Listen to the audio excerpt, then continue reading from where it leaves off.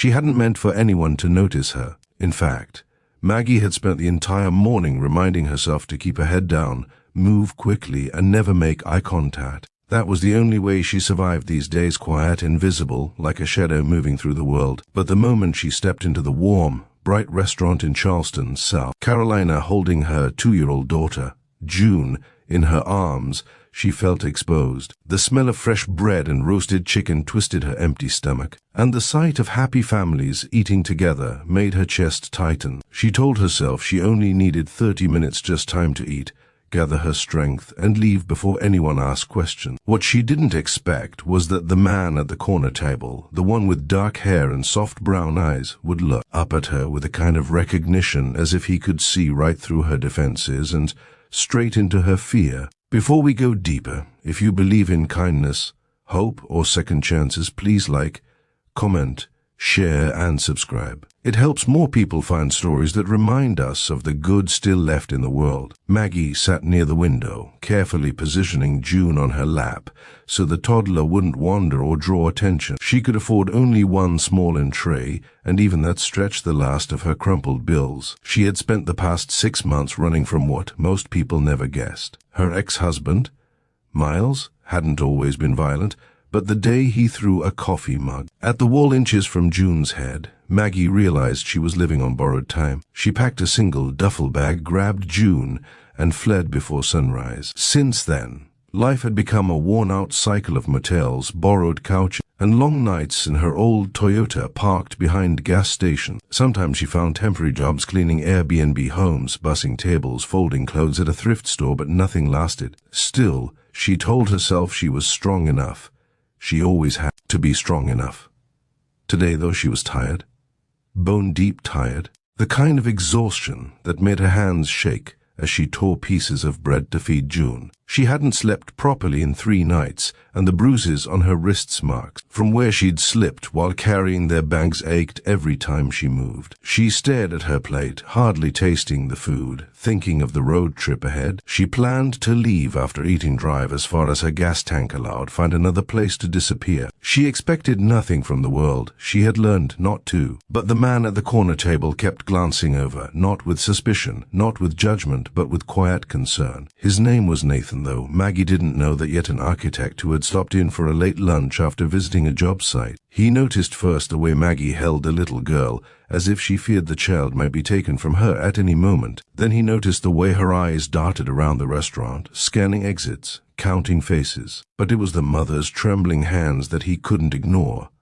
He recognized that kind of fear. His own sister, years ago, had fled an abusive marriage, and Nathan knew what it looked like when someone was trying to appear strong while barely staying afloat. When Maggie stood to clean the crumbs off her table, June clinging to her shoulder, Nathan saw her wobble just for a second. He had no idea what compelled him.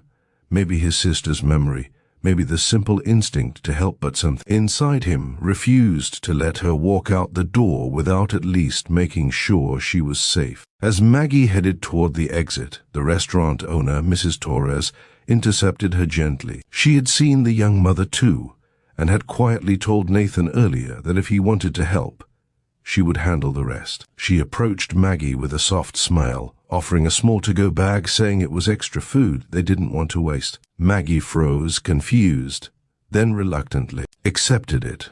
She wasn't used to kindness.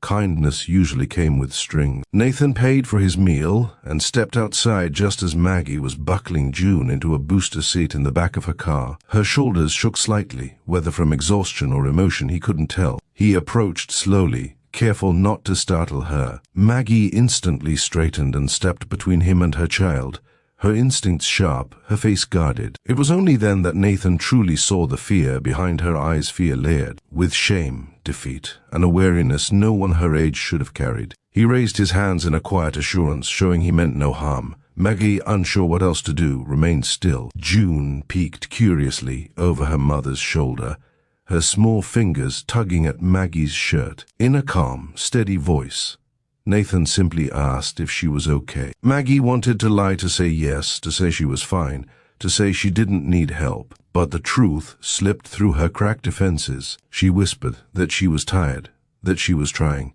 that she just needed a little time. She didn't explain everything. She didn't have to. Nathan understood.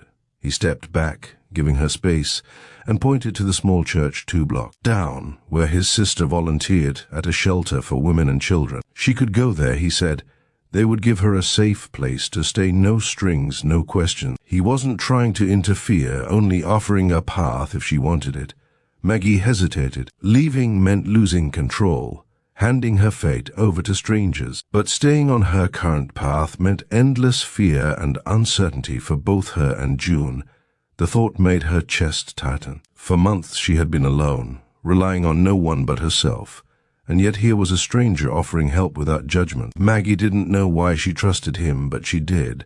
She drove to the church that same evening. The volunteers welcomed her with warm smiles and gentle words. They gave her a small room, clean clothes, and toys for June. For the first time in months, Maggie showered without rushing. She slept in a real bed, the soft mattress cradling her aching body. June slept peacefully beside her, one tiny hand resting on Maggie's arm. When she woke the next morning to sunlight streaming through the curtains, she felt something unfamiliar, something she hadn't felt since the early days of her marriage, when she still believed life could be tender and kind. She felt safe. In the days that followed, Maggie slowly started rebuilding her life. The shelter helped her find legal support, childcare, and counseling. Nathan's sister, Grace, became one of her closest allies, checking in daily and guiding her through the resources available. Nathan visited occasionally too, always respectful, always patient.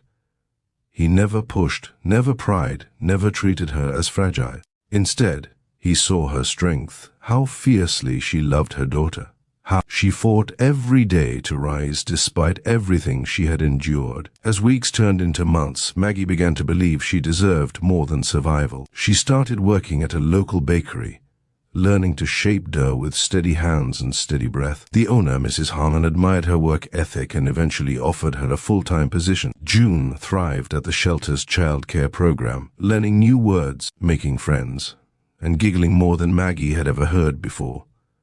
Every laugh felt like a new beginning. Nathan, quietly supportive, became a steady presence. He often dropped by the bakery for coffee, not out of obligation, but because he genuinely enjoyed being around Maggie. She was cautious at first, unsure if she could ever trust another man after the violence she had survived. But Nathan never pushed. He simply showed up with kindness, with patience, with sincerity. Slowly, Maggie allowed herself to hope. One crisp autumn morning, about 6 months after the day she'd planned to eat and leave, Maggie found herself sitting at a park bench watching June chase fallen leaves across the grass. Nathan sat nearby, telling her about a new project he was designing, a community center for families like hers. Maggie listened, warmed not just by the sun but by the quiet ease between them. She realized that the man who had once been a stranger had become someone she counted on, someone who had seen her broken pieces and never looked away. But the biggest moment came later, when Grace approached Maggie with news that her temporary stay at the shelter was ending, not because she had to leave, but because they had found her a small apartment nearby, subsidized and safe. Maggie cried quietly into her hands, overwhelmed by how far she had come from. The frightened mother who stepped into a restaurant hoping to disappear. And through all of this, Nathan remained by her side, not to save her, but to walk with her as she saved herself. If this story has touched your heart so far, please take a moment to like, comment, share, and subscribe. Your support helps spread stories of hope to others who may need them. Before the final lines, here is a small special request.